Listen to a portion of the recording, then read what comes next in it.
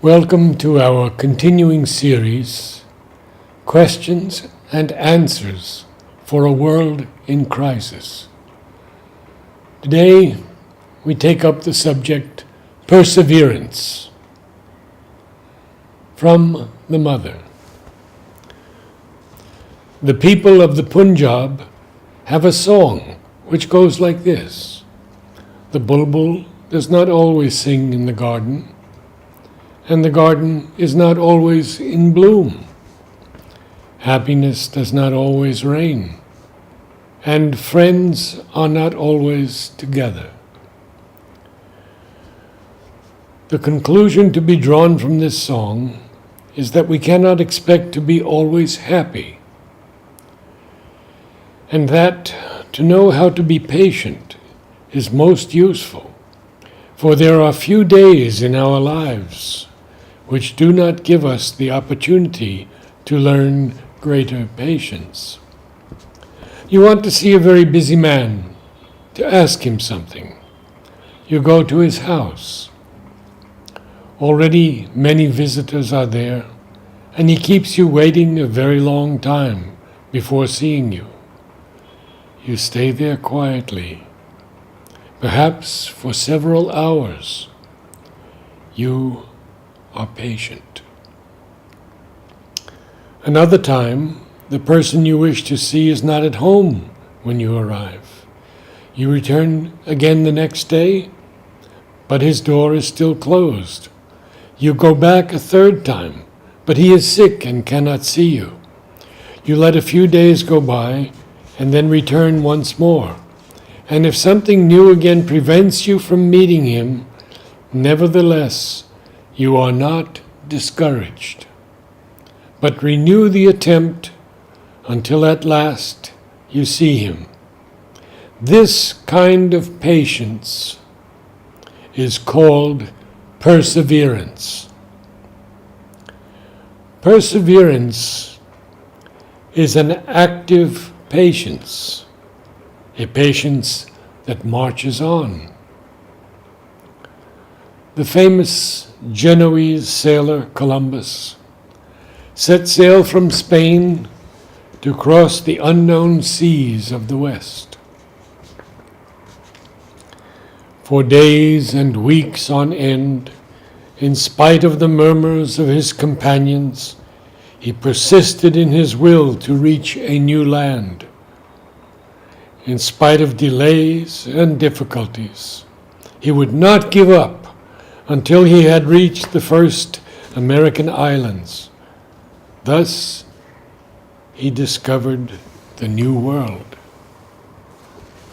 What did he ask of his companions? He asked them only to have patience, for they had simply to rely on him and quietly allow him to lead them.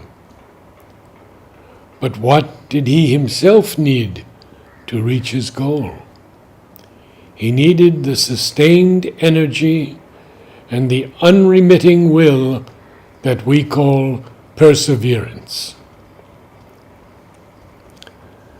The celebrated potter Bernard Palissy wanted to recover the lost secret of beautiful old glazed china, enameled in rich colors. For months and years on end, he untiringly pursued his experiments. His attempts to find the glaze remained fruitless for a long time. He devoted all he had to his search, and for days and nights together he watched over the kiln he had built, endlessly trying out new processes for preparing and firing his pottery. And not only did no one give him any help or encouragement, but his friends and his neighbors called him a madman, and even his wife reproached him for what he was doing. Several times he had to suspend his experiments for lack of resources. But as soon as he could, he would take them up again with renewed courage. Finally, one day, he did not even have the wood he needed to stoke his kiln. So, disregarding the cries and threats of his household, he threw his own furniture to the very last stick into the fire. And when everything was burnt, he opened the kiln and found it full of the brightly glazed pottery, which made him famous and which he had sacrificed so many years to discover. What was it that his wife and friends lacked, that they could not wait for his hour of success to come, without harassing him and making his task more difficult? Simply patience. And what was the only thing he himself never lacked, the only thing that never failed him, and which enabled him, in the end, to triumph over all difficulty and scorn? It was precisely perseverance, that is to say, the mightiest force of all. For nothing in the world can prevail against perseverance. And even the greatest things are always an accumulation of small and untiring efforts. Such are the fruits borne by the efforts of all those who, like Pratap Chandra Rai and so many other useful men, know how to persevere. And you, brave children, will you not join the great army of men and women who never tire of doing good and never abandon their task until they have completed it? In this wide world, there is no lack of noble work to be accomplished, nor is there any lack of good people to undertake it. But what is very often lacking is the perseverance which alone can carry it through to the end.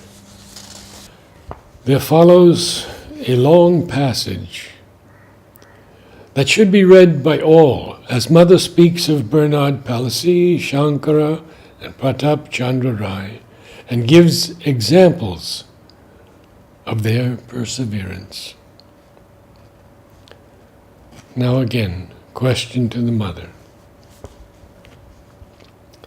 How can one transform the vital? Mother. The first step, will. Secondly, sincerity and aspiration. But will and aspiration are almost the same thing. One follows the other. Then perseverance. Yes, perseverance is necessary in any process. And what is this process? First, there must be the ability to observe and discern, the ability to find the vital in oneself. Else you will be hard put to it to say, this comes from the vital, this comes from the mind, this from the body. There are a number of flowers that carry the message of perseverance. One is the calendula, which is perseverance. And Mother comments, the decision to go to the very end. Another, Wedelia, a floriferous ground cover, Mother has named detailed perseverance. And she comments, one continues the work begun for as long as necessary. There is also a large Hawaiian hibiscus that I sent to Mother from the Machu Mandir Gardens nursery. She named it power of perseverance and commented, "The perseverance that overcomes all obstacles." Perseverance.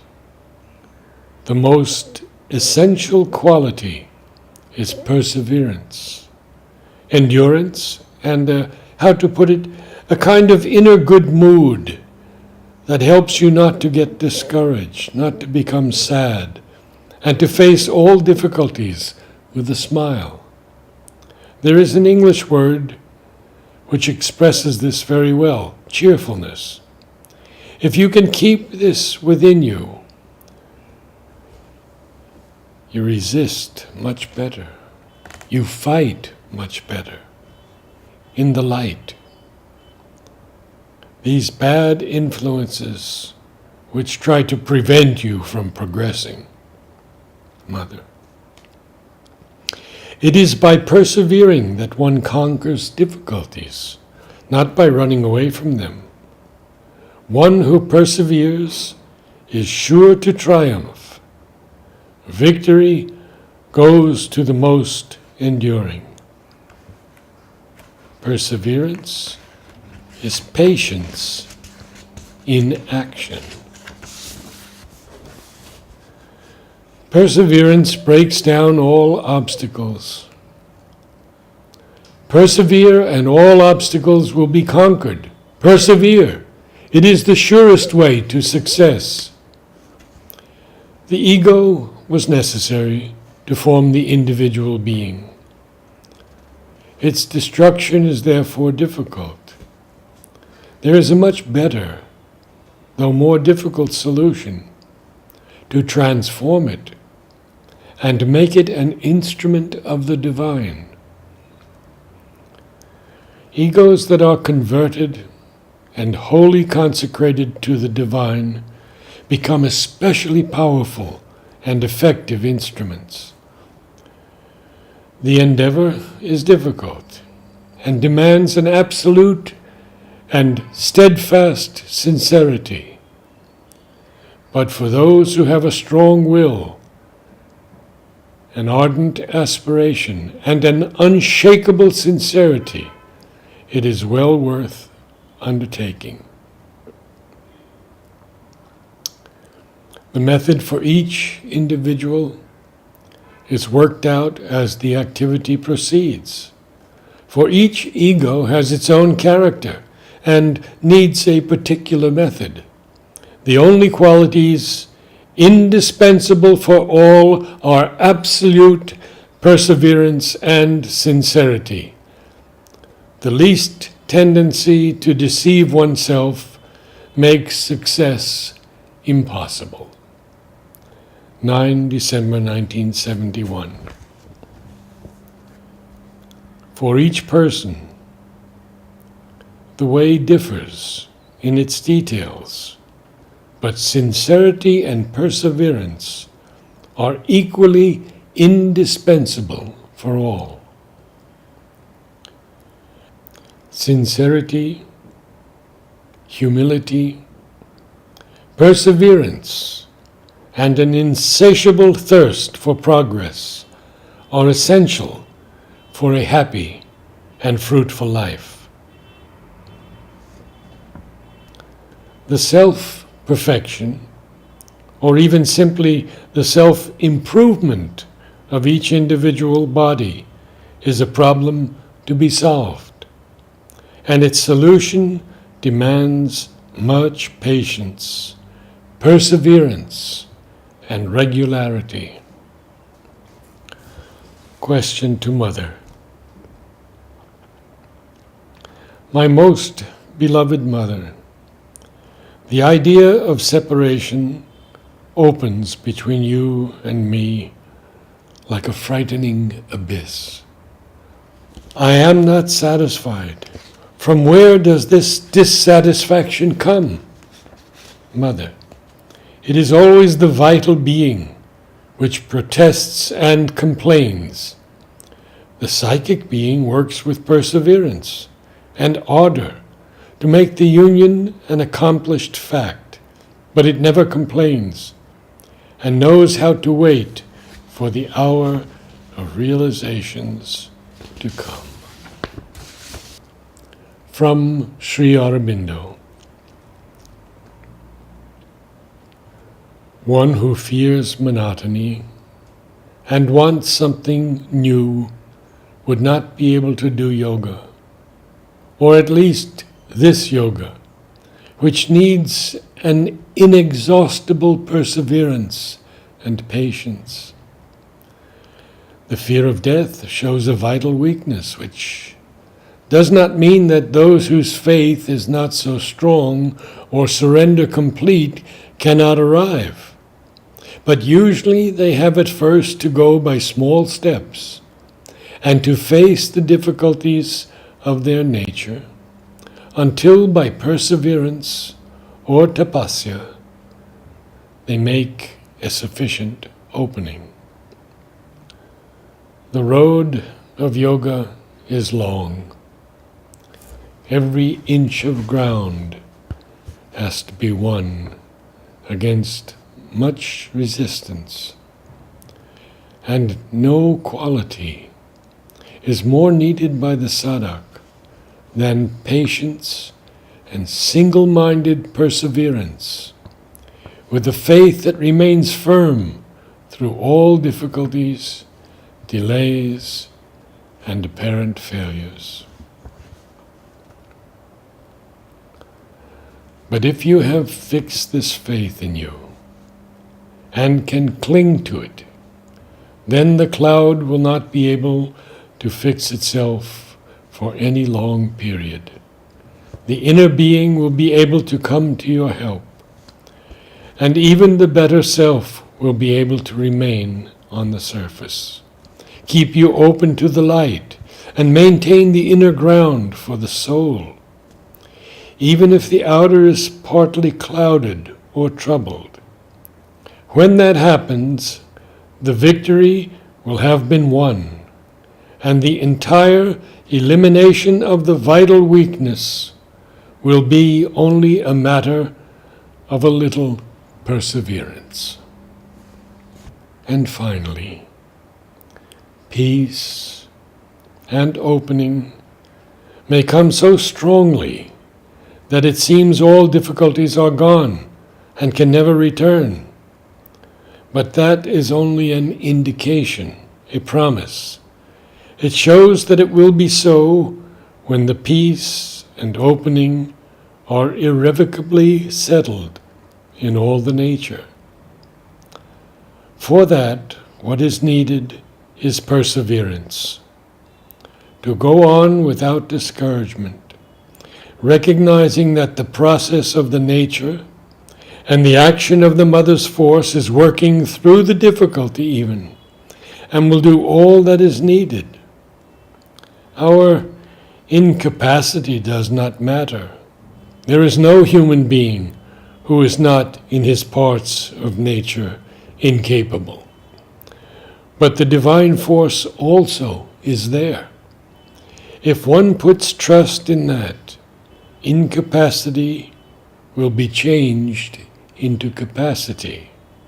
Difficulty and struggle themselves then become a means towards the achievement. Namaste.